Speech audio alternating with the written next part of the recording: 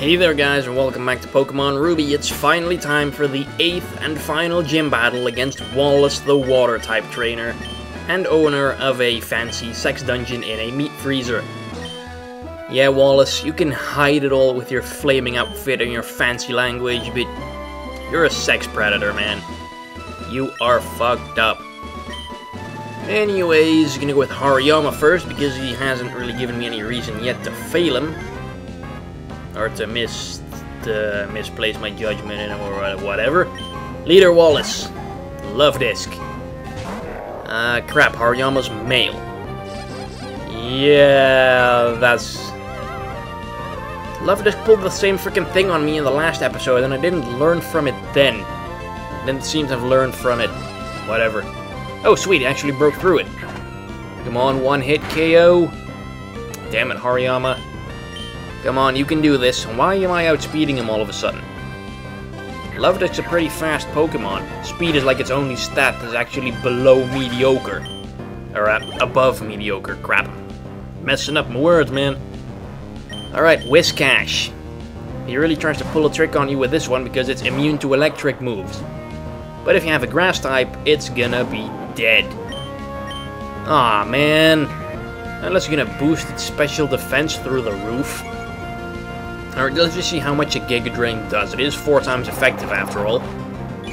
Come on. Yeah, that'll work as long as it doesn't use Amnesia again. Earthquake. We'll probably take one of those, seeing as how Cacturne resists that. Yeah, easily. Might just be able to heal it all up with this Giga Drain. I hope. Maybe not, but Whiscash does have a lot of HP. Almost, all but 1 hit point. Bummer. Anyway, doing good so far. Third Pokemon, Celio. The evolved form of Spheal. That little seal Pokemon that's also common in the Shoal Cave.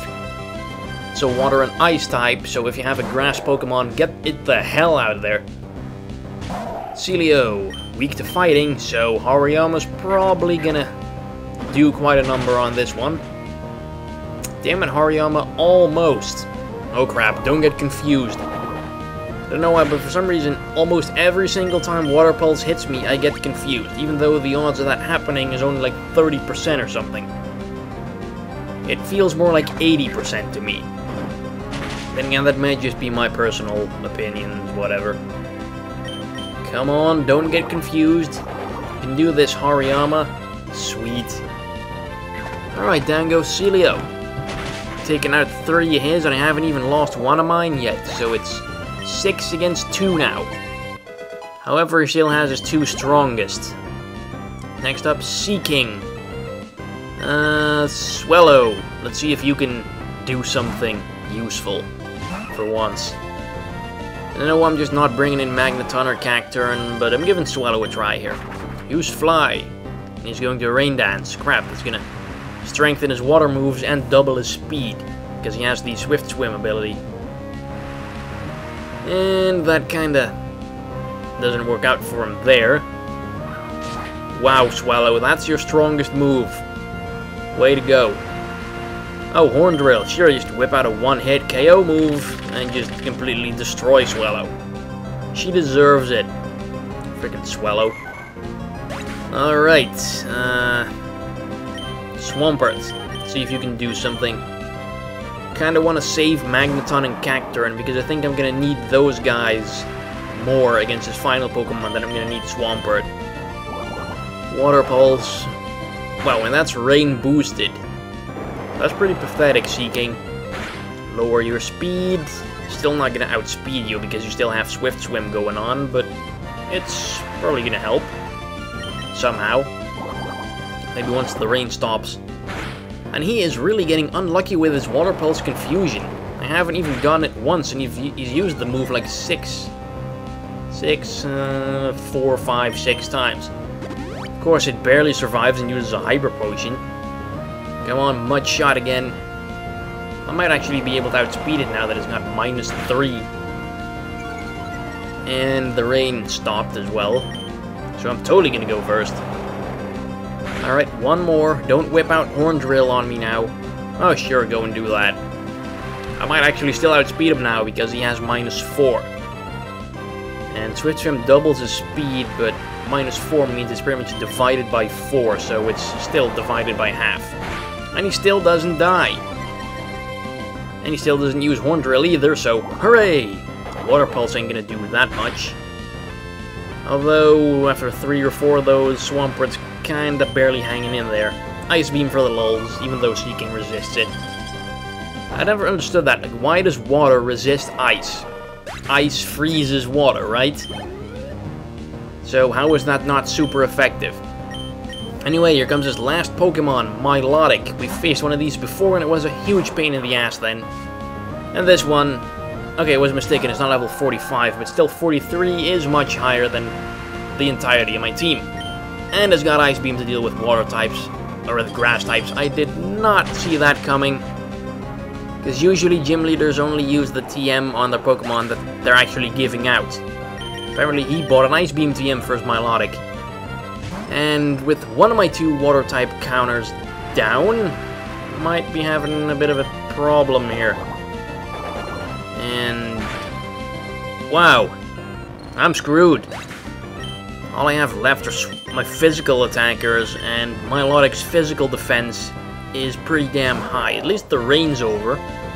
Do I still have a revive or something? I still have 1. Alright, better make it count, Magneton. Really hope you're gonna be able to take a beating. And hopefully Hariyama can as well. He's hanging in there. Let's see, do I have anything else? No max revives or something? Alright then, Hyper Potion on Magneton. Or no, and Hariyama. Buy me some time, because he took those water pulses pretty well. And I'm pretty sure my Hariyama has Thick Fat, so his Ice Beam is not going to do much either. And he's just going to stall him out until I can patch up the rest of my team. Shame I can't bring back Cacturne, though. Then again, he didn't even manage to survive 1 Ice Beam, so... Whoa, crap. Ah, crap. That's not good. Well, I'm probably not going to be needing Hariyama anymore. So, Brick Break, or Secret Power. Maybe that, I think that paralyzes inside, but it doesn't even matter. Poor Hariyama. Alright. Do I want to bring in Magneton right now, or save him for the very end? Heracross, you strut your stuff. Go and break him. That shouldn't do that much. Yeah, I can work with that. Alright, Heracross, do it. Aw, man, that's disappointing. This goes to show you how strong Milotic is defensively. Offensively, it's no slouch either, though. Alright, just survive this one, Heracross. You can do it. Yes, Brick Break. Am I gonna kill it, or is it gonna barely live? Sweet. Well, that was a complete waste of my revives and hyper potions. Heracross, you're alright. You're leagues ahead of suckers like Swallow. Anyway, we've done it.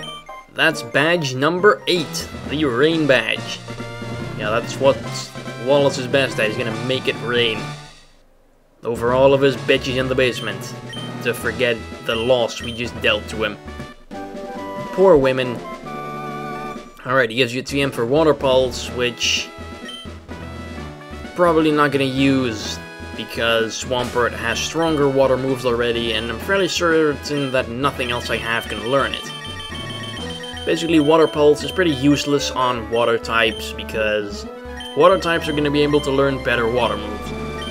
However, Water Pulse is one of those moves that is kind of spread to a lot of different Pokemon.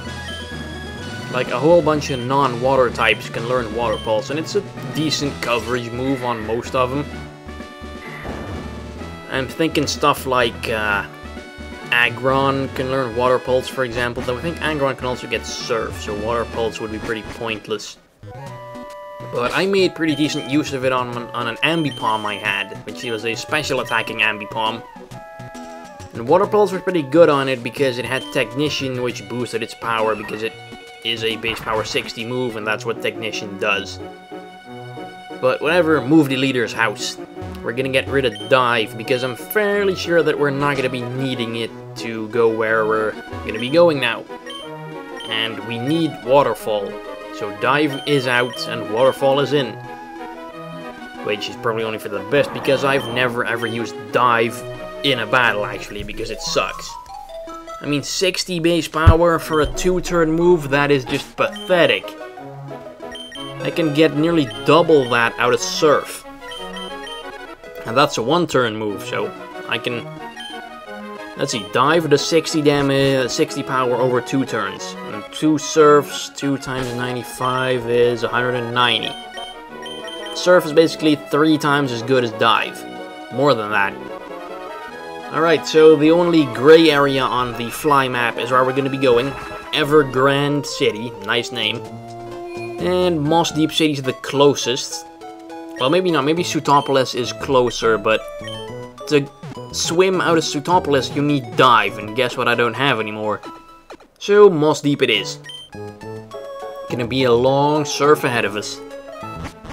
It's kinda why I really don't like this region. There's so much surfing and so many tentacles and wingles. It's just annoying as hell. Could be worse though. You could surf as slow as you did in Diamond and Pearl. God, I don't know why, but the surf speed in that game was so incredibly low. It was just horrible.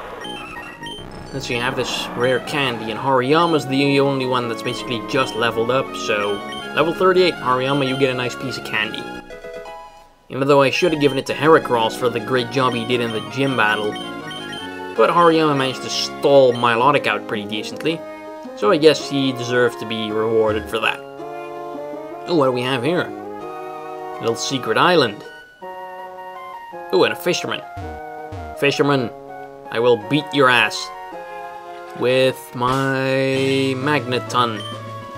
Yeah, I don't really know what Pokemon this guy has. I don't think I've ever fought him before. Because this area really does not look familiar to me. Then again, all these islands look alike, so I might just be confused again. Oh, Wilmer, sweet. Nice experience points. Alright, Magneton, Thunderbolt. Wilmer's not gonna live that. Pretty sure it's not. Yup, alright, get me your experience, Wilmer. How many do you give? Nearly 1,000. It's like 1/5 of my experience bar. And then he shows up with tentacles. They're not worth my time. Their experience reward is pretty crappy. And... well, maybe not. It's almost as good as Wilmer's. By about 200 or 300 points of difference. And here he has another Wilmer, so it's all good now. He's gonna get to level 38 out of this battle. Very nice. And yep, level 38. Let's see, should I give someone else a turn against the Sharpedo? Heracross. Yeah, Sharpedo's a dark type as well, and Heracross eats those for breakfast. Because he's a bug and fighting type, and dark types are weak to both. Even though he doesn't have a bug move yet. Yeah, despite being a bug type, Heracross only learns one bug move by leveling up, and that's at level 50 something. But it is the strongest bug move there is, so kinda makes up for it. And fighting is a pretty damn good offensive type to have anyway. I mean, it's super effective against a lot of things. Normal, rock, steel, ice, dark. Super effective against 5 things. I'm pretty sure not many types can say that. I think Rock might be the only one that has that as well. Rock super effective against fire, ice, flying, bug, and... I think something. Fire, flying, ice, bug. Pretty sure Rock was super effective to more than that. Can't remember it. Might be wrong. Maybe Rock's only super effective on 4 things. A little iffy on the type matchups. Because I'm really not using Rock-type Pokemon a lot in these playthroughs I'm doing. Because there's not a single Rock Pokemon on my team now. I'm fairly certain that I don't have one on the Black playthrough that I'm doing off, like, on the train rides to college right now. think my team in that right now is something with Oshawott. I think Oshawott is the starter. I think I have a Conkeldurr. Wait, I have a Crustle on that, I'm pretty sure. Crustle's a rock type. Eh, well. Carvanha, eat mud. I wish Swampert knew Earthquake already. And he doesn't get to level 39. Bummer. Alright, can you let me pass now, please? Swampert, switch to up front. I don't know why I did that. Oh, another one. Repel Wolroth, crap. I'm gonna run into so many tentacles now. Pokemon fan and a fishing buff. Well, you don't look so buff, Fisherman. You just have an average posture. Really? They're gonna throw level 15 Magikarps at me after I've beaten the 8th gym. Really? That's not even gonna get me to level 39, I bet. Alright, Magikarp. See, I don't even level up from that. Oh, another one. Another level 15. Okay, that one should have evolved a long time ago. And this might get me to level 39. Not sure. Probably. Yep, it does. Okay. And Muddy Water. Basically, Surf, same power, less accuracy. 50% less accuracy, but it can lower accuracy itself. However, probably gonna go with Surf because it's more reliable. And Angel has a Gyarados.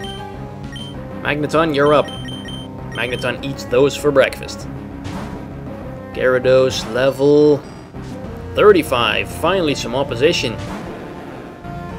Alright, Thunderbolt. Outspeed it. Pretty sure Gyarados is faster than Magneton, at least it has a higher speed stat. Not by much, though. I think it's like 70 for Magneton and maybe 80 for Gyarados.